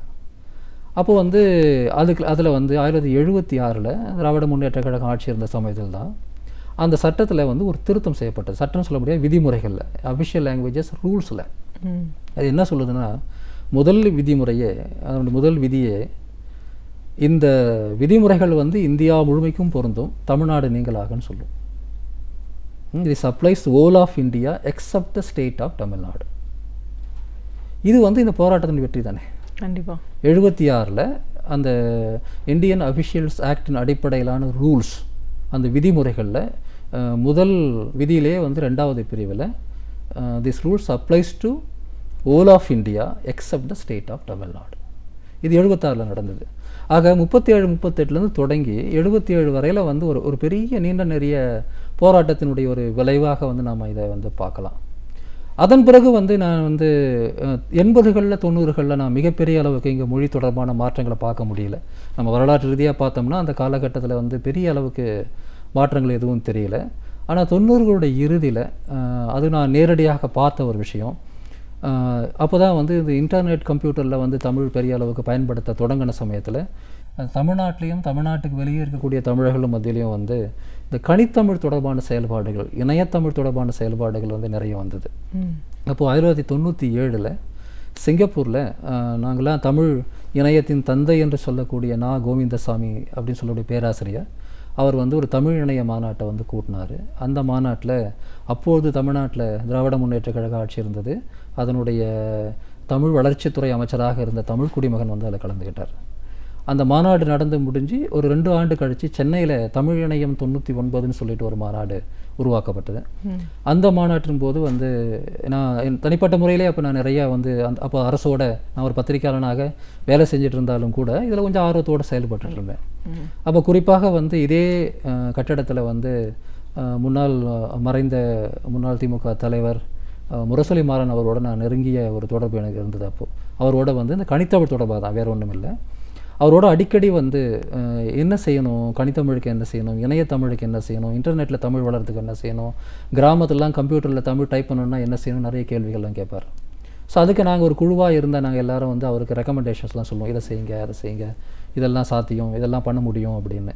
இப்படி பல விஷயங்களை வந்து தமிழ் வளர்ச்சிக்கான அடுத்த கட்டம், இதுக்கு முன்னாடி நம்ம பேசுறது தமிழ் அடையாளம் தொடர்பானது, தமிழ் அதிகாரம் தொடர்பானது, நிர்வாகத்தில் அரசியலில் வந்து தமிழை வந்து பயன்படுத்துவது தொடர்பானது. ஆனால் அடுத்த கட்டம் நோக்கி நகரத்துக்கு என்ன செய்யணும் அப்படின்னு சொல்லிட்டு தொழில்நுட்ப வல்லுநர்கள், இங்கே டாக்டர் ஆனந்தகிருஷ்ணன் அப்போ வந்து முக்கியமான ஒரு பொறுப்பில் இருந்தார், உயர்கல்வித்துறையினுடைய துணைத் தலைவராக. அவருடைய தலைமையில் ஒரு பெரிய ஒரு அகாடமிக் டெக்னாலஜி பீப்புள் வந்து சேர்ந்து செயல்பட்டாங்க. உலகம் முழுக்க இருக்கக்கூடிய தமிழ் எக்ஸ்பர்ட்ஸ், கம்ப்யூட்டிங் எக்ஸ்பர்ட்ஸ்லாம் வந்தாங்க. அதையெல்லாம் அந்த காலகட்டத்தில் வந்து திமுக அரசில் வந்து தொகுத்து தமிழ் 99ன்னு சொல்லிட்டு ஒரு விசைப்பலகை தரப்படுத்ததை வந்து செஞ்சாங்க. தமிழில் வந்து இப்போ குறியீட்டு முறைமைன்னு சொல்லுவாங்க, என்கோடிங்னு, அது டெக்னாலஜி சம்மந்தப்பட்டது, ஆனால் ரொம்ப முக்கியமான ஒரு விஷயம். அதையெல்லாம் தரப்படுத்தக்கூடிய பணிகள் வந்து அப்போ செய்யப்பட்டது. ஆனாலும் கூட நான் சொன்ன அந்த 3வது காலகட்டத்தில் வந்து இன்னும் செய்ய வேண்டிய பல்வேறு விஷயங்கள் வந்து செய்திருக்கணும். அதுக்கு வந்து பல காரணங்களால் வந்து செய்ய முடியாமல் போயிருந்தாலும் கூட இன்றைக்கு வரலும் வந்து அந்த கணித்தமிழ் அல்லது இணையத்தமிழ் அப்படிங்கிற ஒரு விஷயம் ஒரு உயிரோடு இருக்குது அப்படின்னு சொன்னால் நம்ம தொடர்ச்சியான செயல்பாடுகள் வந்து அதுக்கு காரணமாக இருக்குது. இந்த மொழி உணர்வாகட்டும், தாய்மொழி கல்வி, அதோட வளர்ச்சி அப்படின்னு நம்ம பேசும்போது ஒரு தனி மனிதருக்கும் சரி ஒரு நாட்டுக்கும் சரி எந்த அளவுக்கு அது அவசியம்னு சொல்வீங்க? நல்ல கேள்வி. இந்த கேள்விக்கு நான் இந்த ஒரு 4-5 மாத அனுபவங்கள்லேருந்து நான் சொல்ல முடியும். நீங்கள் கேட்ட இதே கேள்வி எல்லார்கிட்டையும் இருக்குது. ஒரு தனி மனிதனாக எனக்கு ஏன் அது அவசியம், இல்லை இந்த நாட்டுக்கு ஏன் அவசியம்? நாம் ஏதோ ஒரு கலாச்சார ரீதியாக ஒரு விஷயத்தை வந்து எனக்கு பிடிக்குன்றதுனால, இல்லை அது என்னுடைய தாய்மொழிங்கிறதுனால, 2000-3000 வருஷம் வரலாறு இதுக்கு இருக்குது, இதுக்கு ஒரு பெரிய இலக்கிய வளம்லாம் இருக்குன்றதுனால நாம் தூக்கி சுமக்கணுமா, இல்லை உண்மையிலே நமக்கு அது வேண்டுமா அப்படிங்கிற கேள்வி தான் நீங்கள் கேட்குறதுக்கு உள்ளே இருக்கக்கூடிய ஒரு விஷயம். நாங்கள் கடந்த செப்டம்பர் 20ஆம் தேதி சென்னையில் மொழி உரிமை மாநாடுன்னு ஒரு மாநாடு, நான் சொன்ன அந்த அடிப்படையிலே நாங்கள் வந்து கூட்டியிருந்தோம். அந்த மாநாட்டில் நாங்கள் என்ன செய்தோம்னா, வழக்கமாக தமிழ்நாட்டில் இருக்கக்கூடிய தமிழறிஞர்கள் மற்ற மொழி உரிமை போராளிகள்லாம் வந்திருந்தாலும் கூட இந்தியாவோட மற்ற பகுதிகளிலிருந்தும் கொஞ்சம் பேரை வர வச்சோம். கர்நாடகா, மகாராஷ்டிரா, மேற்கு வங்காளம், பஞ்சாப், ஒரிசா, கேரளா, இப்படி மற்ற மாநிலங்களிலிருந்தும் கொஞ்சம் பேரை வந்து அந்த மாநாட்டுக்கு வர வச்சு நாங்கள் வந்து நடத்தினோம். அது நடத்தின பிறகு ஒரு அக்டோபர், நவம்பர், டிசம்பர், நம்ம 3வது மாதத்தில் இருக்கோம். இந்த 3 மாதங்களில் நான் இந்தியா முழுக்க ஒரு 3 மாநாடுகளுக்கு போனேன். பஞ்சாபில் ஜலந்தரில் ஒரு மாநாடு நடந்தது, அனைத்திந்திய பிராந்திய மொழிகள் மாநாடுன்னு. 2 வாரத்துக்கு முன்னாடி ஜார்க்கண்டில் தன்பாத்னு ஒரு நகரத்தில் வந்து மொழி வளர்ச்சி கல்வி அப்படின்னு ஒரு மாநாடு நடந்தது. அதன் பிறகு வந்து தில்லியில், கல்கத்தாவில், பெங்களூரில் சின்ன சின்ன ஒரு கருத்தரங்குகள் போல், இல்லை கலந்துரையாடல் போல் நடந்தது. நான் போன இந்த எல்லா இடங்கள்லையும் பார்த்த ஒரு விஷயம், ஒரு அடிப்படையான விஷயம் என்னென்னா, இந்தியாவில் உண்மையான வளர்ச்சி, உண்மையான பொருளாதார வளர்ச்சி வேண்டுமென்றால், ஒரு சமூக வளர்ச்சியும் சரி தனி மனித வளர்ச்சியும் சரி வேண்டும்னா, அதுக்குள்ள வந்து தாய்மொழியோட பங்கு இல்லாமல் அது சாத்தியம் இல்லைன்னு சொல்லிட்டு எல்லாரும் பேசினாங்க. அது வந்து கிட்டத்தட்ட ஒரு பல ஆண்டுகளாக அந்த தாய்மொழியோட முக்கியத்துவத்தை பற்றி வலியுறுத்தக்கூடிய அறிஞர்கள், யுனெஸ்கோ போன்ற நிறுவனங்கள், பல்வேறு கல்வி அமைப்புகள் மறுபடியும் சொல்லிக்கிற ஒரு விஷயந்தான். நாம் தான் என்ன செஞ்சோம்னா, கடந்த 30 வருஷத்தில் இந்த உலகமயமாதல் காலகட்டத்தில் நமக்கு ஒரு கருவியாக இருக்க வேண்டிய ஒரு ஆங்கிலத்தை, நம்ம முன்னாடியே சொன்னேன், ஆங்கிலங்கிறதுனால தான் நம்ம இந்த வளர்ச்சியெல்லாம் சாத்தியமாச்சு, அதனால் 65 போராளிகளுக்கு நாம் நன்றி சொல்லணும்னு சொன்னேன். அப்படி சொன்ன நான் இன்னொரு விஷயத்தையும் சொல்லணும். அது வந்து வளர்ச்சின்னு ஒரு சின்ன பகுதி மட்டும்தான். உலகத்திலே எல்லா நாடுகளிலும் தான் வளர்ச்சி இருக்குது. ஆனால் ஆங்கிலத்தை வந்து முழுக்க ஏற்றுக்கிட்டு தன்னுடைய தாய்மொழியை நிராகரிக்கிற வேலையை எந்த நாட்டிலையும் செய்யலை. ஐரோப்பிய நாடுகள் எங்கேயுமே தாய்மொழியை நிராகரிச்சுட்டு அந்த இடத்துல ஆங்கிலத்துக்கு இடம் கொடுக்கல. அல்லது தென்கிழக்கு ஆசிய நாடுகள், வளர்ந்த நாடுகள் என்று சொல்லக்கூடிய China, Korea, Japan, Singapore, Malaysia, Thailand போன்ற நாடுகள்லையும் அவங்க மொழியை ஒழிச்சிட்டு அந்த இடத்துல தாய்மொழி, அது ஆங்கிலத்தை வைக்கல. இப்போ ஆங்கிலத்தை நாம் முழுமையாக ஏற்றுக்கொள்வது தான் வளர்ச்சியினுடைய ஒரே வழின்னு நம்ம நினச்சோம்னா உலகத்தில் நாம் மட்டுமா புத்திசாலி? மற்ற நாடுகளில் ஏன் அந்த முடிவு எடுக்கலை? நம்ம விட வளர்ந்த நாடுகளில் ஏன் அந்த முடிவு எடுக்கலை? நம்ம போல் வளரக்கூடிய மற்ற பிரேசில்லையோ ரஷ்யாவிலையோ சீனாவிலையோ அந்த ஏன் முடிவு எடுக்கலை? ஆக நம்ம ஒரு பெரிய தவறு செய்திருக்கிறோம். இந்த தவறுக்கு வந்து நான் இன்னார் தான் குற்றவாளின்னு சொல்ல வரல. இது வந்து ஒரு கூட்டு தவறாக நம்ம வந்து பண்ணுறோம். இதைத்தான் வந்து நான் போய் வந்த எல்லா இடங்கள்லையும் வந்து அவங்க சொல்கிறாங்க. என்ன சொல்ல வராங்க அப்படின்னா, ஒரு தனி மனித வளர்ச்சின்னு சொல்லும்போது அது வெறும் மதிப்பெண் மட்டும் கிடையாது, அவனுடைய முழுமையான ஆளுமையோட வளர்ச்சி, ஒரு ஸ்பிரிச்சுவல் டெவலப்மெண்ட். அதாவது மதம் சார்ந்த ஸ்பிரிச்சுவல் சொல்ல வரல, ஒரு தனி மனிதனுடைய மதிப்பீடுகள் சார்ந்த வளர்ச்சி. இதற்கு வந்து அவங்க வந்து ஒரு விஷயத்தை கற்றுக்கிட்டா மட்டும் போதாது, அதை முழுமையாக கற்றுக்கணும். அவங்க மிக சிறப்பாக எக்ஸ்பிரஸ் பண்ண தெரியணும். அதை விட முக்கியம் வந்து அவர் எந்த சூழலில் வசிக்கிறாங்களோ அந்த சமூகத்தின் ஒரு பகுதியாகவும் அவங்க இருக்கிறாங்க. ஆக நான் வந்து ஆங்கிலத்தை மட்டும் படிக்கும்போது நான் வந்து ஒரு படிக்கும் எந்திரமாகவும் மதிப்பெண் வாங்கும் எந்திரமாகவும் ஏதோ ஒரு நிறுவனத்துக்கு நாளைக்கு நான் ஒரு மனித உருவில் இருக்கக்கூடிய ரோபாட்டாகவும் மாறிட்டு இருக்கிறேன். இதுதான் நடக்குது. ஒரு முழுமையான வளர்ச்சி அதில் நடக்கிறதில்ல.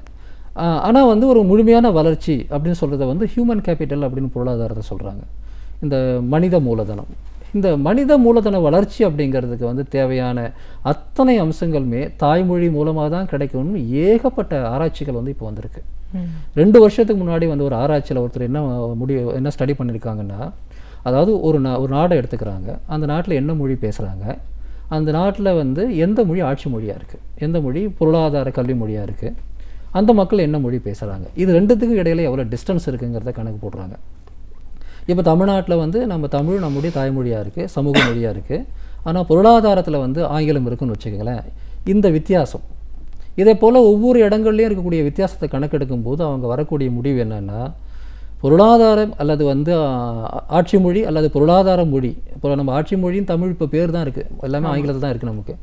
ஆட்சி மொழி அல்லது வந்து இந்த பொருளாதார மொழி அப்படிங்கிறதுக்கும் நம்முடைய சமூகத்தில் பேசக்கூடிய தாய்மொழிக்கு இடையில் எவ்வளவு வித்தியாசம் வருகிறதோ அதுக்கு எதிர்முறை விகிதத்தில் வந்து ஒரு தனிப்பட்ட நபருடைய வளர்ச்சி குன்றுகிறது அப்படின்னு சொல்லிட்டு வந்து ஒரு கிட்டத்தட்ட ஒரு 30-40 நாடுகளுடைய ஆராய்ச்சியிலிருந்து அது வந்து வந்திருக்கு. இப்படி நிறைய ஆராய்ச்சிகள் நான் சொல்ல முடியும். ஆக ஒரு தனி மனித வளர்ச்சியாக இருந்தாலும் ஒரு நாட்டின் வளர்ச்சியாக இருந்தாலும் அவர்களுடைய தாய்மொழியில் வந்து கல்வி கற்பது மட்டும் கிடையாது. அவங்க புத்தகங்களாக இருக்கட்டும், ஊடகமாக இருக்கட்டும், கணிப்பொறி துறையாக இருக்கட்டும், அல்ல ஸ்மார்ட் ஃபோனாக இருக்கும், எல்லா இடங்களிலும் அவங்களுடைய மொழியை பயன்படுத்துவதுங்கிறது வந்து அவங்களுடைய வளர்ச்சிக்கான ஒரு அடையாளமாகத்தான் வந்து உலகம் முழுக்க வந்து பார்க்கப்படுது. ஆனால் இந்தியாவில் மட்டும்தான் இவற்றையெல்லாம் துறப்பது வளர்ச்சியின் அடையாளமாக நம்ம கற்றுக்கொள்ளப்பட்டிருக்கு. ஒரு குழந்தை அதனுடைய அறிவை ஏற்கும் திறன் சொல்லுவோம், காக்னிட்டிவ் ஸ்கில் சொல்லிட்டு, அது 3 வயசு 4 வயசு 5 வயசில் தான். உலகம் உள்ள எல்லா குழந்தைகளுக்கும் அந்த வயசில் தான் அது தன்னுடைய வீட்டில் இருக்கக்கூடிய சின்ன சின்ன விஷயங்கள் இருக்குது பார்த்தீங்களா, அதை தாண்டி வெளி உலகத்தோடு பழக ஆரம்பிக்கக்கூடிய வயசு. அதனுடைய அந்த அறிவை பெறக்கூடிய திறன், காக்னிட்டிவ் ஸ்கில்ஸ் அப்படிங்கிறது அப்போ தான் வளரும். அந்த வளர்கிற நேரத்தில் அது எவ்வளவு இயல்பாக அந்த குழந்தைக்கு வளரணும்னு சொன்னால் அது வீட்லேயும் சுற்றுச்சூழலையும் என்ன மொழி பேசுதோ அந்த மொழியில் தான் அது வளர முடியும். ஆனால் நம்ம என்ன செய்யறோம் தெரியுமா, அந்த குழந்தை வாயை திறந்து ஒரு நர்சரி ஸ்கூலில் தமிழ் பேசினா அந்த வாயில் அடிக்கிறோம். உலகத்தில் எங்கேயுமே அந்த அநியாயம் கிடையாதுங்க. நாம் குழந்தைகள் மீது செலுத்துகிற வன்முறையிலே மிகப்பெரிய வன்முறை அது. எந்த மொழியில் இயல்பாக அது வந்து உலகத்தை புரிந்து கொள்ளவும் வெளிப்படுத்தவும் முடியுமோ, இப்போ வீட்டிலேயே நீங்கள் வந்து பிறந்ததுலேருந்தே அந்த குழந்தைகிட்ட இங்கிலீஷ் பேசியிருந்தீங்களா, அது வேறு, அது இங்கிலீஷ் தான் அதனுடைய தாய்மொழினே நீங்கள் சொல்லிட்டு போயிடலாம். ஆனால் வீட்டில் தாத்தா கிட்ட பாட்டிக்கிட்ட அக்கம் பக்கத்தில் நம்ம பார்க்குற டிவியில் சினிமாவிலெல்லாம் நீங்கள் வந்து ஒரு மொழியை நீங்கள் புழங்கிட்டு ஸ்கூல் போன உடனே அது வந்து தன்னுடைய காக்னிட்டிவ் ஸ்கில்ஸை வளர்த்து கொள்ளக்கூடிய, தன்னுடைய உலகத்தோடு தனக்கும் உள்ள உறவை வளர்த்து கொள்ளக்கூடிய அந்த க்ரியேட்டிவான நேரத்தில் நீங்கள் அதனுடைய வாயில் ஒரு அரைஞ்சு கட்டாயமாக அதுக்கு வந்து நீங்கள் வந்து வேற ஒரு மொழி சொல்லித்தரீங்கல்ல, இதை விட ஒரு கொடூரமான கொடுமையான அறிவியலுக்கு புறம்பான ஒரு என்ன சொல்கிறது ஒரு மனிதாபிமானமே இல்லாத முறை வேறு எதுவும் இருக்க முடியாது. இது உலகத்தில் இந்தியாவில் மட்டும்தான் இருக்குது. இன்னும் சொல்ல போனால் சவுத் இந்தியாவில் தமிழ்நாட்டில் இது அதிகமாக இருக்கும். இந்த வேதனையால் தான் இன்றைக்கி தமிழ்நாட்டில் வந்து மொழி வளர்ச்சி பற்றி எல்லாரும் ரொம்ப அதிகம் கவலைப்படுறோம். இன்னொரு மொழி கற்றுக்கொள்வதை பற்றி எந்த பிரச்சனையும் கிடையாது, அதை நம்ம புரிஞ்சுக்கணும். ஆனால் இன்றைக்கி அறிவியல் அறிஞர்கள் மொழியாளர் என்ன சொல்கிறாங்கன்னா, உங்கள் தாய்மொழியில் நீங்கள் எவ்வளவு பலமாக இருக்கிறீங்களோ அந்த அஸ்திவாரத்தை மேலே எத்தனை மொழி வேணால் நீங்கள் கற்றுக்க முடியும். இதுதான் வந்து இருக்குது. அதாவது டெக்னிக்கலாக சொல்ல போனால் எந்த ஒரு மனிதனும் ஒரு மொழிக்கு மேலே கற்றுக்கிறதே கிடையாதுங்க அவன் வாழ்க்கையில். அது அவன் தாய்மொழி தான், அல்லது அவனுடைய நேட்டிவ் லாங்குவேஜ். இப்போ என்னுடைய தாய்மொழி தமிழ்னு சொல்கிறேன், ஒரு வேளை நான் லண்டனில் போயிட்டுன்னா அடுத்து என்னுடைய ஜெனரேஷன் வந்து அதனுடைய நேட்டிவ் லாங்குவேஜ் ஆங்கிலமாக கூட மாறிடலாம். நான் அதை நான் ஜெனட்டிக்காக சொல்ல வரல. நான் வாழக்கூடிய இடத்துல எது என்னுடைய முதல் மொழியாக இருக்குதோ அதை மட்டும்தான் நான் கற்றுக்கிறேன். மீறி எத்தனை மொழி வந்தாலும் அதன் மேலே வந்து நான் அதை படிய வச்சுக்கிறேன். இதுதான் வந்து உண்மை. அந்த படிய வைக்கிற ஒரு குணம் வந்து குழந்தைக்கு நிறைய இருக்குது. அதனால் அது 2 மொழி 3 மொழி 4 மொழி கூட கற்றுக்கும். நம்ம அதெல்லாம் நம்ம பார்க்குறோம். ஆனால் இந்த அஸ்திவாரத்தை இடித்து கட்டிட்டு இந்த அடிப்படையை உடைச்சிட்டு அதுக்கு மேலே இன்னொரு மொழியை திணிச்சு அந்த குழந்தைய வந்து நீங்கள் என்ன செஞ்சுருக்கிறோம், தமிழும் தெரியாத இங்கிலீஷும் தெரியாத அரைகுழல்களாக நம்ம மாற்றிருக்கிறோம். சென்னை மாதிரியான ஒரு சில நகரங்களில் ரொம்ப பெரிய ஒரு பள்ளிகளில் படிக்கக்கூடிய குழந்தைகளை தவிர 90% குழந்தைகளை நாம் வந்து அந்த அடிப்படையான மொழி புலமை இல்லாதவர்களாக மாற்றிவிட்டோம் என்பது தான் வேதனை. அவங்களுக்கு பாதி இங்கிலீஷ் பாதி தமிழ் இவ்வளோதான் தெரியும். இது நம்ம வந்து ஒரு 3 மொழி கொள்கை 2 மொழி கொள்கைலாம் சொன்னாங்க. இப்போ இருக்கிற என்ன மொழி கொள்கைன்னா கால் மொழி கொள்கை அரைமொழி கொள்கை தான். அவனுக்கு எந்த மொழியிலும் புலமை கிடையாது, எந்த மொழியிலையும் முழுமையாக தன்னை வந்து வெளிப்படுத்திக்கல. இன்றைக்கி சொல்கிறாங்க ஐடி துறையில் பிபிஓ துறையில் வேலை எடுக்கக்கூடிய மேன் பவர் ஏஜென்சிஸில் இருக்கக்கூடியவங்க என்ன சொல்கிறாங்கன்னா, டிகிரி முடிச்சுட்டு வரக்கூடிய ஒருத்தனுடைய மொழி புலமைனா அடிப்படையான கம்யூனிகேஷன் ஸ்கில்ஸ் பார்க்கும்போது 95% மேற்பட்டவர்களால் 4 வரி பிழை இல்லாமல் எழுத முடியல இங்கிலீஷில். அவனை போய் பாருங்கள், அவன் எல்கேஜிலேருந்து இங்கிலீஷ் மீடியம் படிச்சிருப்பான்.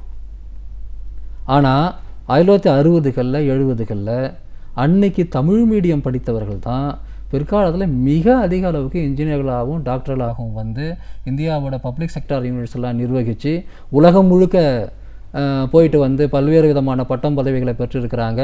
அவர்கள் நிறைய பேர் ஐஐடி மூலமாகவும் படிச்சுட்டு போயிருக்கிறாங்க. நாம் பார்க்கக்கூடிய பல வளர்ச்சிகளில் 80களில் 90களில் அதை வந்து நிறைவேற்றிய அந்த பொறியாளர்களும் அந்த மருத்துவர்களும் அந்த ஐஏஎஸ் அதிகாரிகளும் தமிழ் மீடியத்திலே அல்லது தெலுங்கு மீடியத்திலேயோ இல்லை கன்னட மீடியத்திலேயோ தான் படித்தாங்க. ஏன் அவங்க செய்ய முடியலையா? உலகம் முழுக்கவே வந்து தாய்மொழி கல்வியோட அடிப்படை என்ன? அதாவது ரொம்ப சிம்பிளுங்க. எது மிக எளிமையாக அறிவை பெறுகிற வழியோ அதுதானே அறிவியல் பூர்வமாக சரியாக இருக்க முடியும். நீங்கள் அதை வந்து நீங்கள் ஏற்கனவே நேச்சுரலாக உங்களுக்கு ஒரு கிஃப்ட் இருக்குது, அதை நீங்கள் உங்கள்கிட்ட வலுக்கட்டாயமாக பிடிச்சி வெளியே போட்டுட்டு வேறு ஒன்று கொண்டு வந்து அதில் தான் நீங்கள் படிக்கணும் அப்படின்னு சொல்கிறது வந்து, அதாவது இதை விட ஒரு முட்டாள்தனமான ஒரு அறிவியலுக்கு புறம்பான ஒரு முறை இருக்க முடியாது. அது ஏன் இங்கே நடக்குதுன்னு சொன்னால், இங்கே தான் நம்ம வந்து கல்வித்துறையில் நடந்த அராஜகத்தை பார்க்கணும். கல்வித்துறையில் நடந்த தனியார் மயமாக்கம், ஒரு தனியார் ஸ்கூல் வந்து தன்னுடைய வளர்ச்சிக்காக நீ இங்கிலீஷில் படித்தா தான் இப்படி வர முடியும் சொல்லி அதை வந்து அவங்களுடைய யூஎஸ்பி, அது யூனிக் செல்லிங் ப்ரொபோசிஷன், அவங்களுடைய மார்க்கெட்டிங் சூழ்ச்சிக்கு நம்ம பலியானதுனால நம்ம நாட்டினுடைய அடிப்படையான இந்த ஹியூமன் கேபிட்டல் டெவலப்மெண்ட், மனித மூலதன வளர்ச்சியே நம்ம ஒழிச்சு கட்டியிருக்கிறோம். இதைத்தான் இந்தியா முழுக்க நான் பார்க்குறேன். ஒரு மொழி உணர்வு செயல்பாட்டாளர் அப்படிங்கிற முறையிலையும் பத்திரிகையாளர் அப்படிங்கிற முறையிலையும் மொழி உணர்வு அப்படிங்கிறது என்ன, ஒரு தனி மனிதனுக்கும் இந்த மொழி உணர்வு ஏன் அவசியம், அந்த காலத்துலலாம் எந்த அளவுக்கு ஒரு உணர்வாளராக இருந்திருக்காங்க, நம்ம அதிலேருந்து கடந்து ரொம்ப தூரம் நம்மளை மாறி போயிட்டதுனால நம்மளோட அடையாளங்களையும் முழுமையாக இழந்துட்டு இப்போ ஒரு 20 வருடத்துக்கு முன்னாடி இருந்தவங்கலாம் வந்து எந்த ஒரு மொழியிலையும் நிபுணத்துவம் பெறாத ஒரு சூழலில் நம்ம இருக்கோம். இது இந்த பற்றாளராக இருக்க வேண்டிய அவசியம் என்ன? அதுதான் ஒரு தனி மனிதனோட வளர்ச்சிக்கும் சரி ஒரு நாட்டோட வளர்ச்சிக்கும் சரி முக்கியத்துவம் வாய்ந்ததாக இருந்திருக்கு. திராவிட இயக்கம் தோன்றிய காலகட்டத்தில் மொழிக்கு எவ்வளோ தூரம் முக்கியத்துவம் கொடுத்துருக்காங்க. அறிஞர் அண்ணா, பெரியார், கலைஞர் இவங்கெல்லாம் தமிழ் மொழிக்கு செய்த பணிகள்னு பல விஷயங்களை எங்களோட நீங்கள் முழுமையாக பகிர்ந்ததுக்கு நன்றி. நன்றி. இலக்கியம், வரலாறு, இதுவரை நாம் அறியாத உண்மைகள், இவைகளிலிருந்து நமக்கு தேவையானவற்றை இனிமையான தமிழில் அழகாக வழங்க வந்திருக்கிறார் பேராசிரியர் சுபவீரபாண்டியன் அவர்கள். நிகழ்ச்சியில் அடுத்த பகுதியாக வரவிருப்பது ஒன்றை சொல் நன்றி சொல்.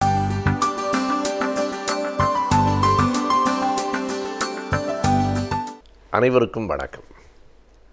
இன்றைக்கு நம் நாட்டில் பொது வாழ்வில், அரசியலில் சகிப்புத்தன்மை குறைந்து கொண்டே போகிறது என்கிற குற்றச்சாட்டு எழுந்திருக்கிறது. அது குறித்த பல்வேறு விவாதங்கள் ஏடுகளிலும் ஊடகங்களிலும் நடந்து கொண்டிருக்கின்றன. அது உண்மையாகவும் இருக்கிறது. அது ஒரு பக்கம் இருக்க, பொது வாழ்வில் மட்டுமில்லை தனி வாழ்விலும் கூட மனிதர்களுக்கு சகிப்புத்தன்மை குறைந்து கொண்டே போகிறது என்பதையும் நாம் எண்ணி பார்க்க வேண்டியிருக்கிறது.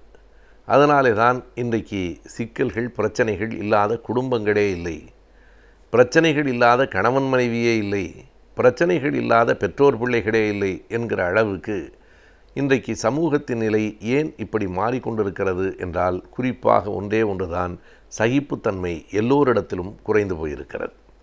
அதாவது யார் என்ன சொன்னாலும் கேட்டுக்கொள்ளுகிற அடிமைத்தனத்தை நாம் பரிந்துரைக்கவில்லை. ஆனாலும் எதற்காகவும் உடனடியாக அந்த இடத்திலே இருந்து தன்னை விலக்கிக் கொள்ள வேண்டும் என்றும் எதனையும் நம்மால் தாங்கிக் கொள்ள முடியாது என்றும் நாம் கருதுவோமானால் சகிப்புத்தன்மை இல்லாமல் இந்த உலகில் வாழவே முடியாது. இன்றைக்கு மனமுறிவுகள் கூடுதலாக ஆகிக் கொண்டிருக்கின்றன என்று பலர் கவலைப்படுகிறார்கள். அதில் நல்லதும் தீயதும் கலந்தே கிடக்கிறது, நாம் மறுக்க முடியாது. ஒரு காலத்தில் ஆண் என்ன சொன்னாலும் அடங்கி போகிற அடிமையாக பெண் இருந்த வரையில் மனமுறிவுகளுக்கு வேலை இல்லாமல் இருந்தது. இன்றைக்கு பெண்களும் பொருளாதாரத்திலே தற்சார்பு பெற்று, கல்வியிலே நிறைவு பெற்று, நிர்வாகத் திறனும் பெற்று வளர்ந்ததற்கு பிறகு எதற்காக கணவனுக்கு அடங்கி போக வேண்டும் என்று எண்ணுகிறார்கள். அந்த எண்ணம் சரிதான். யாரும் யாருக்கும் அடங்கி போக வேண்டியதில்லை. ஏனென்றால் யாரும் யாருக்கும் அடிமைகள் இல்லை. ஆனால் அடங்கி போவது வேறு, அனுசரித்து போவது வேறு. இந்த அனுசரணை என்கிற சொல் அது தமிழ் சொல் இல்லை, இணக்கம் என்பதுதான் அதற்கான சொல். அந்த இணக்கம் என்பது சற்று விட்டு கொடுத்தலில், கொஞ்சம் விட்டு கொடுத்து மற்றவனுக்கு புரிய வைத்தலில் இருக்கிறது. உடனடியாக உறவை முறித்து கொள்ளுதல் என்பது காலத்தின் போக்கில் நன்மைகளை கொண்டு வந்து சேர்க்காது. இன்றைக்கு 2 பேருக்கு இடையில் அவர்கள் கணவன் மனைவியாக இருக்கிற அந்த பட்சத்தில் அவர்களுக்கு இடையிலே அந்த கருத்து வேறுபாடுகள் வரலாம்.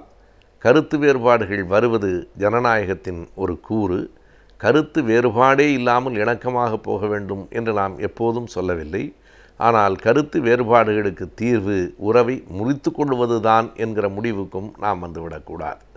இப்படி உறவை முறித்து கொள்வதால் எல்லா கருத்துகளுக்குமான தீர்வுகளும் வந்துவிடாது. அதை சற்று இணக்கமாக பேசி தீர்க்க முடியுமா என்று இறுதி வரையிலே பார்க்க வேண்டும். நாம் கண்டிப்பாக ஒருவரோடு ஒருவர் ஒத்துப்போய்விட முடியும் என்கிற நம்பிக்கை நமக்குள் எழ வேண்டும். 2 பெரிய நாடுகளுக்கு இடையிலே எழுகிற அந்த பிரச்சனைகள் கூட பேசி தீர்த்து கொள்ளப்படுகின்றன என்றால் 2 மனிதர்களுக்கு இடையிலான அந்த சிக்கல்கள் தீர்க்கப்பட முடியாதவையாகவே இறுதி வரைக்கும் இருக்குமா என்ன? எனவே அப்படி பேசி தீர்த்து கொள்வது, நம்மில் யார் பெரியவர் என்கிற எண்ணத்தை விட்டுவிட்டு நாம் 2 பேருமே பெரியவர்கள்தான் என்கிற எண்ணத்தை ஏற்றுக்கொள்ளுகிற போது இந்த சிக்கல்கள் கொஞ்சம் தணிந்து போவதற்கான வாய்ப்புகளும் இருக்கின்றன. கணவன் மனைவிக்கு இடையிலே தான் சகிப்புத்தன்மை இல்லை என்று நாம் கருத வேண்டியதில்லை. பெற்றோர்களுக்கும் பிள்ளைகளுக்கும் இடையில் இன்றைக்கு சகிப்புத்தன்மை இல்லாத நிலை வந்து கொண்டே இருக்கிறது.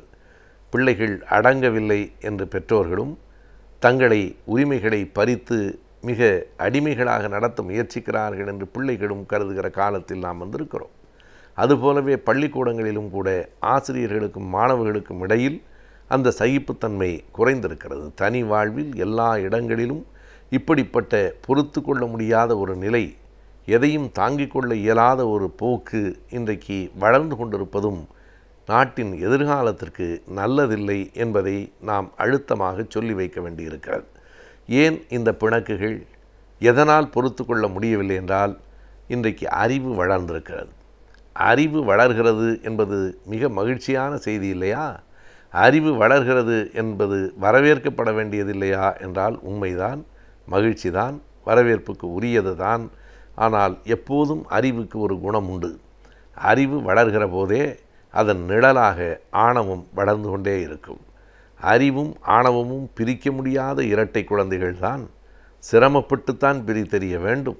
எல்லா இடங்களிலும் ஒட்டி பிறந்த இரட்டை குழந்தைகளைப் போல அறிவும் ஆணவமும் சேர்ந்தே வளரும். எனவே பயிர் வளர்கிற போது களை வளரும். எது பயிர் எது களை என்று நமக்கு தெரியவில்லை என்றால் களையை பிடுங்குவதற்கு பதிலாக பயிரை பிடுங்கி விடுகிற காலம் வரும். எனவே இந்த அறிவிலிருந்து ஆணவத்தை பிரித்து எடுத்துவிட்டால் இணக்கமும் விட்டு கொடுத்தலும் இயல்பாக வரும். விட்டு கொடுத்தல் என்கிற குணத்தினுடைய முதல் எதிரி ஆணவம்தான். தான் என்று நினைக்கிற எவராலும் எதனையும் எப்போதும் விட்டு கொடுக்க முடியாது. தானும் என்று நினைப்பது தான் சரியானதை தவிர தான் என்று நினைப்பது எப்போதும் எதற்கும் உதவாது. ஆகையினால் இந்த அறிவு வளர்ச்சியும் அதனோடு சேர்ந்தே வளர்கிற ஆணவத்தின் வளர்ச்சியும் பிரியாமல் சேர்ந்து போகிற காரணத்தாலே தான் இன்றைக்கு இப்படிப்பட்ட மோதல்கள் நிகழ்ந்து கொண்டிருக்கின்றன. அனைவரும் பல செய்திகளை அறிந்தவர்களாக இருக்கிறார்கள். ஒரு காலத்தில் பெண்கள் வீட்டுக்குள்ளேயே பூட்டப்பட்டார்கள். பிள்ளைகள் பெற்றோர் வருகிற போதே நடுங்கினார்கள். அதனையெல்லாம் தாண்டி பெற்றோரும் பிள்ளைகளும் நண்பர்களாக இருக்க வேண்டும் என்கிற நிலைக்கு நாம் வந்துவிட்டதற்கு பிறகு நண்பர்களிடத்திலே பிணக்கு வருவது இயல்புதான் என்பதை பெற்றோர்களும் ஏற்றுக்கொள்ள வேண்டும். தான் சொல்வதை எதிர்த்து தன்னுடைய பிள்ளை பேசவே கூடாது என்பதை பெற்றோர் புரிந்து கொள்ள வேண்டும். தான் எல்லாவற்றுக்கும் பெற்றோரை எதிர்த்து பேச வேண்டும் என்பதில்லை என்பதை பிள்ளை புரிந்து கொள்ள வேண்டும். இந்த எதிர்த்து பேசுதல் என்பதே மறுத்து பேசுதல், எதிர்த்து பேசுதல் என்றாலே தன்னை மதிக்கவில்லை என்கிற எண்ணத்தின் வெளிப்பாடாகவே அது அமைகிறது. மறுத்து பேசுகிறவர்கள் எல்லாம் நம்மை மதிக்காதவர்கள் இல்லை. நம்மை மதிக்கிற காரணத்தால் தான் நம்மோடு பேசுகிறார்கள். நம் மீது அவர்களுக்கு மதிப்பே இல்லை என்றால் நாம் சொல்லுவதை அலட்சியப்படுத்தி விட்டு போயிருப்பார்கள். நம்மை மதித்து பொருட்டென்று கருதிதான் நம்மோடு மறுத்தும் தங்கள் கருத்தை எடுத்து வைத்தும் பேசுகிறார்கள் என்கிற புரிதல் நமக்கு பெரியவர்களுக்கு வர வேண்டும். அதுபோலவே பெற்றோர்கள் சொல்லுகிற அந்த செய்தி, அந்த கருத்து நம் காலத்துக்கு ஏற்றதாக இல்லை, நமக்கு உகந்ததாக இல்லை என்று கருதினாலும் கூட அதனை உடனே பட்டென்று முடித்து போட்டுவிட வேண்டும் என்பதில்லை. பக்குவமாய் சொல்லலாம், அன்பாய் சொல்லலாம், ஒன்றை அழுத்தமாய் நாம் நெஞ்சில் பதிய வைத்து கொள்ள வேண்டும். அவர்கள், பெற்றவர்கள், பெரியவர்கள் சொல்லுகிற கருத்து நமக்கு பிடிக்காமல் இருக்கலாம். ஆனால் அவர்களுக்கு நம்மை பிடித்திருக்கிறது. நம்மை நம் பெற்றோர்களை விட நேசிக்கிறவர்கள் உலகத்தில் வேறு யாரும் இருக்க முடியாது. ஒரு பள்ளிக்கூடத்தில் நடக்கிற ஆண்டு விழாவில் கூட மேடையில் தோன்றுகிற குழந்தை எதிரிலே 1000 பேர் இருந்தாலும் தன் பெற்றோரைத்தான் முதலில் தேடும். எங்கே இருக்கிறார்கள் என்று பார்க்கும். என்ன காரணம் என்றால் தங்களை வாஞ்சையோடு வளர்த்தவர்கள் பெற்றோர்கள்தான் என்று குழந்தைகளுக்கு புரிகிறது. வளர்ந்ததற்கு பிறகு அது நமக்கு புரியாமல் போகலாமா? அந்த கருத்துகள் பிடிக்கிறதோ இல்லையோ, அவர்களுக்கு நம்மை பிடித்திருக்கிற காரணத்தினாலே தான் எல்லாவற்றையும் சொல்லுகிறார்கள் என்கிற புரிதல் இருக்குமானால் அவர்களின் பேச்சை அந்த இடத்திலேயே பட்டென்று முறித்து போட்டுவிட வேண்டும் என்று பிள்ளைகள் நினைக்க மாட்டார்கள். இந்த புரிதல் வளர்தல் வேண்டும். அறிவு மட்டும் வளர்ந்தால் போதாது. ஒரு சமூகத்தில் புரிதலும் வளர வேண்டும். புரிதல் வளர்கிற போது பொறுமை வளரும். பொறுமை வளர்கிற போது ஒவ்வொரு குடும்பத்திலும் ஒவ்வொரு சமூக தளத்திலும் இணக்கம் வரும். இந்த சகிப்பின்மை என்பது நம்மை விட்டு விலகி போகும். சகிப்பின்மை என்பது விலகி போனால்தான் எந்த சமூகமும் நல்ல பாதையில் நடைபோடுவதற்கான வாய்ப்புகள் வந்து சேரும்.